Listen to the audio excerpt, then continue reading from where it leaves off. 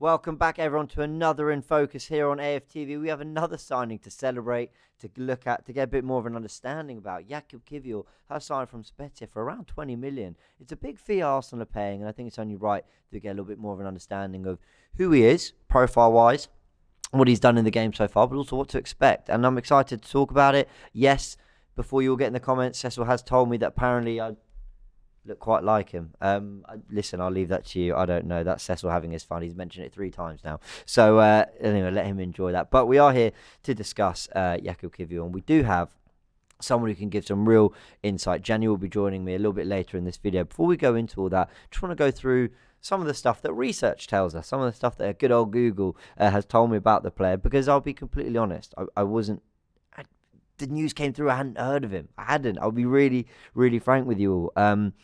I knew that Arsenal were in the market maybe for a left-sided centre-back. I didn't think there'd be a priority in this window. Arteta has since said in his quotes that it absolutely was, that they did feel they were short in defence, said that we've been playing the season with 3 centre-backs. And I'm thinking, Holding, Saliba, White, Gabriel, that's 4 already. Clearly he sees White as a right-back for the long term, and you can understand why with how well he's played. So they've got and addressed that, Arsenal, fair play to them.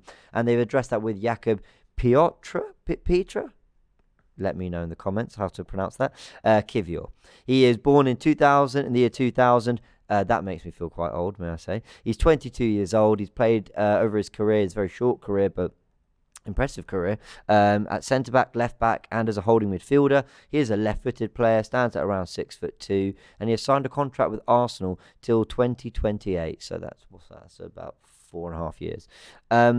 Let's go through some of his history, sort of what he's done so far. In January 2019, he moved from the Anderlecht under-21s, where he was in the Anderlecht Academy, to Podbrezova in Slovakia, if I pronounce that right, in the Slovakia Super League. It was only about 6 months down the line that then double the fee was paid to take him to MSK Zelina in the same league. Spezia then 2 years later, in August 2021, paid about 2 million to bring him to Italy, and in June 2022 he made his debut for Poland, which then resulted in basically making an appearance in all 4 games that they did play at the World Cup. Of course, that included Argentina, that included France as well. Who were they knocked out by in the end? It was France, wasn't it? Because they had Argentina in the groups. He's made 9 appearances for Poland since, and Lewandowski, of course, legendary Poland striker, legendary striker for everything he's done in the game the last 10-15 years, actually has this quote. He says that this is a real player, he said. In training it's hard to see, then I saw him in the match. Extraordinary. That's what Lewandowski had to say about our new £20 million signing. And then January 2023, just the other day, Arsenal confirmed the deal that brought him to the Emirates Stadium. It was very quiet, it was very under the radar, trying to keep it away from Todd Bowley's reach, and you can understand why after the Mudryk stuff. But in all seriousness, seems a really good bit of business. Doesn't feel like too risky a transfer, but there are things there that suggest to you this is a player with some real potential, from, his appearance at the World Cup to what Lewandowski's had to say. But also when you look at, I know everyone likes to look at FBref for numbers and percentile numbers and rankings and all that. I always have a little dip, because what it does is it kind of tells you how he's ranking amongst other players in his league, in his position, at certain things. And there are certain attributes in which he really comes out in quite glowing terms. In certain things that I think are quite exciting, but some of them also very, very much attributes you associate with centre-backs that Mikel Arteta has looked for since arriving at Arsenal. Let's remember, since arriving, he has signed Rob Holding to a new deal, signed Gabriel, signed Pablo Mari, signed Ben White, and now William Saliba's returned on loan. The one thing they've always had to do is be on the front foot, be very good in one-on-one duels, be someone who is comfortable in possession, quite aerially impressive as well, comfortable in tight spaces, playing out the back. And I think some of these things that he's ranked for in terms of, one of the best in his league for, are things like dribbles completed. He's in the top 11% in Serie A for dribbles completed. Impressive. He's then up there for things like shots, long passes completed, expected assists as well amongst centre-backs, passes into the penalty area. That's a big one. We know that often the centre-backs or the defenders have to step up when the space opens up, if the midfield gets crowded, and also for through balls as well. So those are some of the things he stands out for, and those are the kind of things that, maybe expected assists, not so much, but those are the kind of things that you certainly expect Arsenal defenders, Arsenal centre-backs to be quite accomplished in. Technical on the ball, composed, controlled, but also on the front foot, happy to defend, happy to go toe to toe with players, happy to man mark around the pitch. And Jakub Kiwior does feel like the kind of profile to be able to do that, having played as a holding midfielder as well, played higher up the pitch, and as having played as a left back as well. Almost quite similar to Ben White in the way Ben White had also played centre back, holding midfield, but right back, of course, being right footed, and has now moved to right back, and you can see where he's comfortable even higher up the pitch when needed. Kiwior, seems to be a very similar profile. So we'll see. Maybe we'll get minutes at left back. Maybe we'll even get minutes in midfield. But to discuss this a little bit I've got Gianni Buttice. I hope I pronounced that right, because I am half Italian, so I shouldn't be getting that wrong. Fantasy football and Italian football expert. Welcome, Gianni. Hi, mate, and bang on the pronunciation as well. Thank you. Thank you very much. Well, my surname's Bayliss, so I don't get to practice the Italian as much with my own name, but Gianni. Hey, we'll stick an accent on it sometime.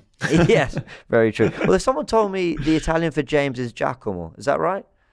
Yeah, I mean, you could take that. I think it's one of them, but I mean, I often as Gianni get John. It's the same, so similar, yeah. Fantastic. Look, let's go into it. First of all, you watch a lot of Serie A, Italian football.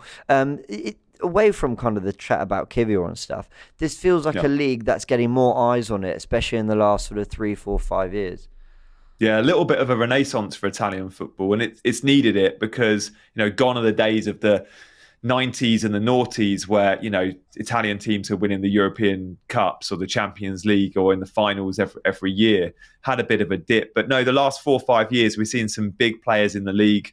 That a lot of Premier League clubs are shopping in Serie A, but there's also a huge amount of talent in that league as well. Like, the likes of, you look at that Napoli team that are winning Serie A at the moment, and there's players in that team that would walk into, an Arsenal or a City team. So yeah, eyes on a league, which I'm very happy about. It's still second to the Premier League, but I do think it's second. I'd put Serie A above La Liga, and that's not always been the case. Yeah, well, I'm delighted that there's more eyes on it. In fact, I need to watch more of it myself. When we were linked with Kiwior, people are saying, well, what do you think, James? I don't watch enough of it. I really should be watching more. Well, let me ask you a little bit about the club he's joining from, Spezia. Enlighten us, because I'm no expert myself. I know they're sort of lower in the table. Break it down for us.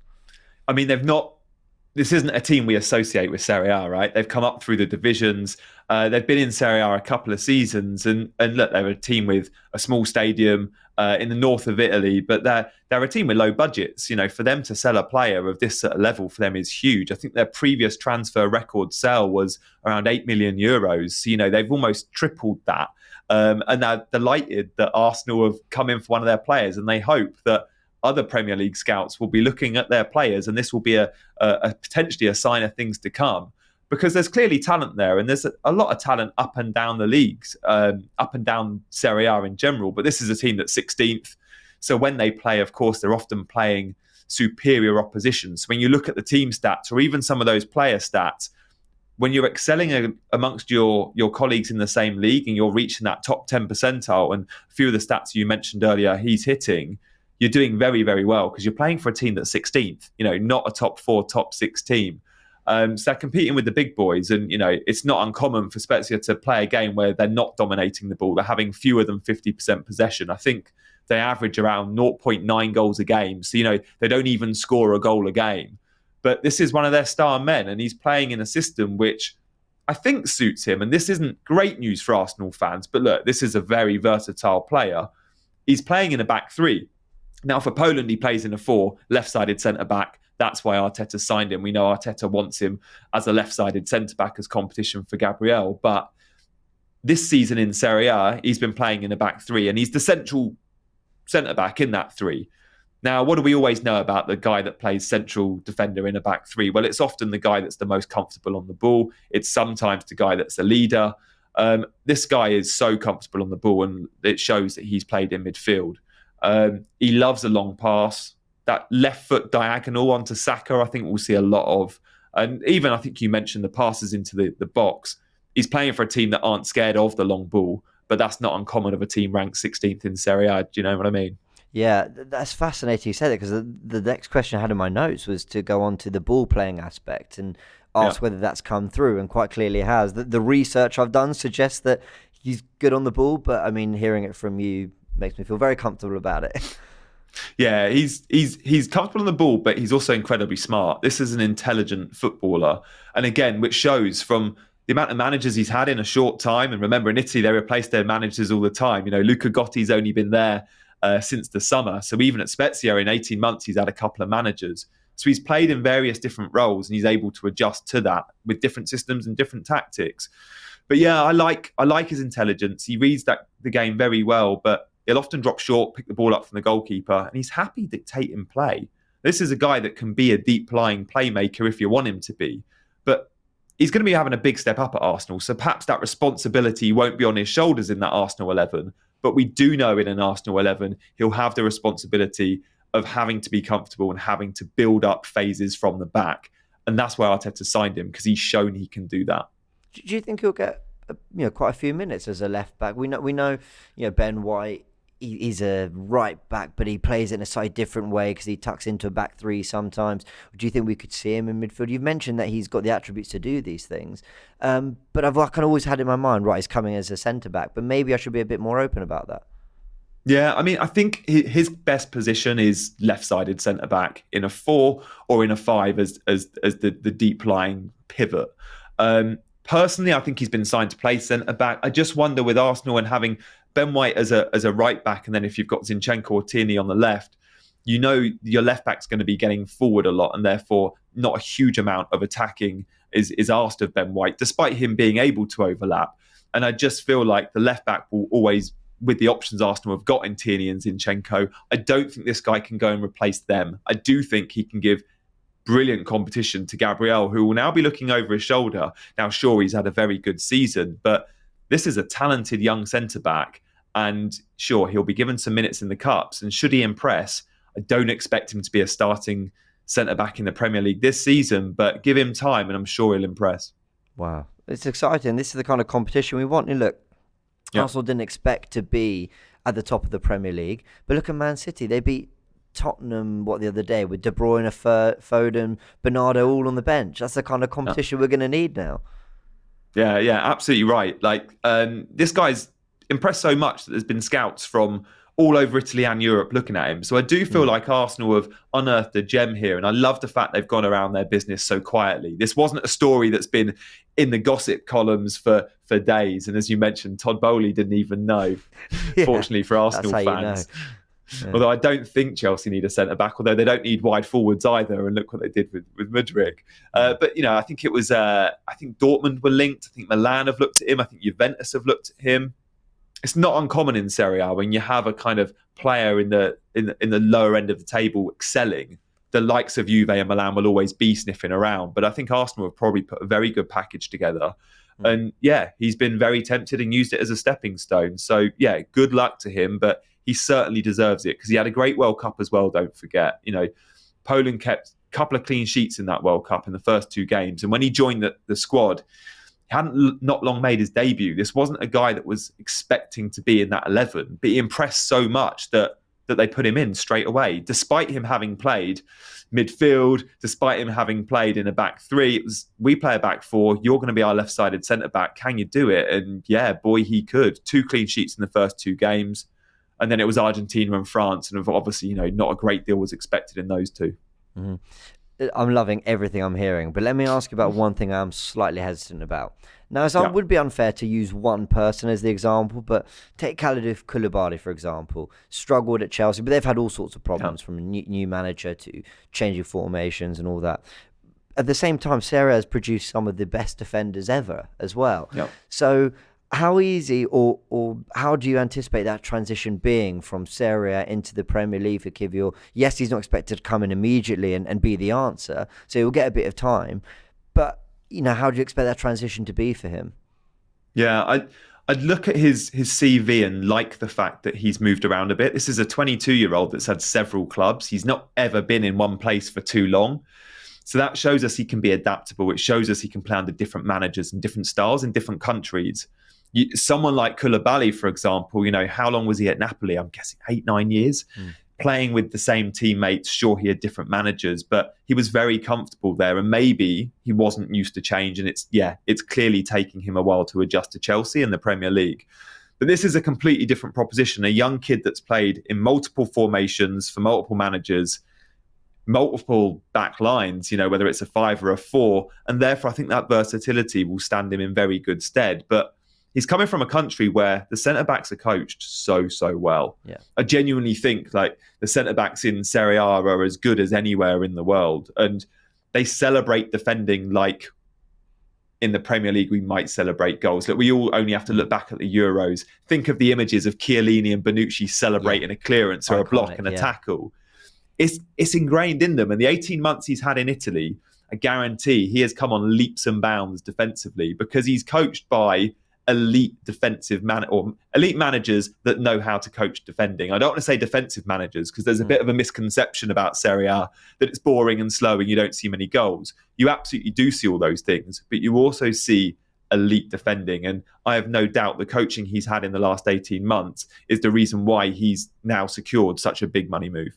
I was about to wrap up, but you touched on such a fascinating point. Why do you think it is so celebrated in Serie A, the art of defending? We see Bonucci and Chiellini are, we saw at the Euros, unreal on the ball. They're brilliant on the ball, but they don't get talked about for that. They get talked about for how great they are defensively. Why do you think it is so celebrated? It's just part of history. I mean, it goes back to the days of the Catenaccio style football. Even as an English kid growing up, right? I'm half English, half Italian. I was playing football, I don't know, 7, 8 years old with all my English mates here in England. My dad's Italian. I didn't want to be a forward. I'd grown up watching Serie A. I'd grown up playing football at the party of my dad, but listening to my dad a lot. And I wasn't encouraged to go and be a number 9. I wanted to be a centre-back. And still now I play football and I'm a centre-back.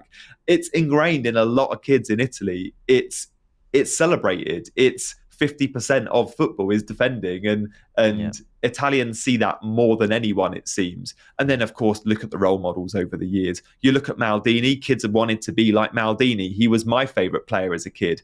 The same with Bonucci and Chiellini, and there's several more.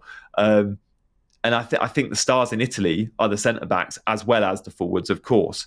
You look at the stars in the Premier League and the stars in England, who's going to be on the front of all your sticker albums as a kid? It's always the number 9s and 10s. In Italy, the sticker albums will have as many defenders on as attackers. It's just part of how history and culture works in that country. Yeah, that's a really good point. Listen, Gianni, it's been an absolute pleasure having you.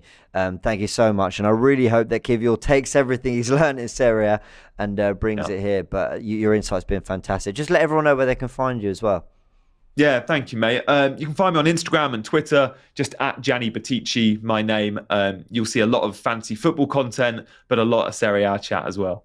Amazing. Thank you. There you go. Fantasy football and Italian football expert, Gianni. Look, I've learned a lot there, honestly. And, when we do these videos, Gianni and I, we chat before, about what we're going to cover, but a lot of that insight, I hear it for the first time myself, so you might see me smiling in that video a few times because I get excited about players that have traveled a little bit, played across different leagues, had different experience, then they've had that opportunity like Poland's come quite quickly and suddenly they're playing at the World Cup and now Arsenal come knocking. I think it's a great story, and more than just because I'm an Arsenal fan, as a story, I really want this to work for Jakub Kiwior. I think it would just be a fantastic story. I think it'd be great to show other clubs that you can look around, teams that maybe aren't doing, they're not playing for the Napolis and Inters of this world. They're doing, well for other clubs in other leagues, and you can pick them up, and it's just great scouting. It's great recruitment, and it helps clubs like Spezia. And I just think it's great. I think it's great for football generally. So,